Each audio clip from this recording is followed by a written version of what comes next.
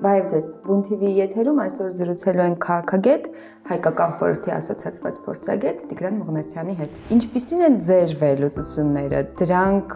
դեռևս կառավարելի մակարդակում են, թե արդեն իսկ դուրս են գալիս այդ սահմաններից։ Թիմերի մասով տպավորություն կար, որ մարդիկ, ովքեր Երևանում են եւ այդ մեդիա ռեսուրսներից են օգտվում, կարող է տպավորություն ստեղծել, որ մի խայտառակ ընտրություններ են անցկացվում տարբեր համայնքներում։ Կուսակցությունների մասին օրենքը փոփոխությունների ենթարկվեց եւ դեռ անցյալ տարի դուք այդ օրենքը վերլուծելիս մի հոդված էիք գրել, որը վերնագրել էիք լավ, վատ եւ տգեղ փոփոխություններ։ Մենք մի հատ մեծ խնդիր ունենք մեր օրենսդրական շրջանակում, դա այսպես ասած երրորդ անձանց, ովքեր կուսակցությունները չեն մասնակցում ընտրություններին, բայց ակտիվ քարոզչություն են իրականացնում, ակտիվ ներգրաված են եւ շահեր են հետապնդում։ Օրինակ առաջի 10 հոգին տարբեր հայտնի կուսակցությունների դեմքեր են։ Եվ արդյոք սա դաշինք չէ իրականում։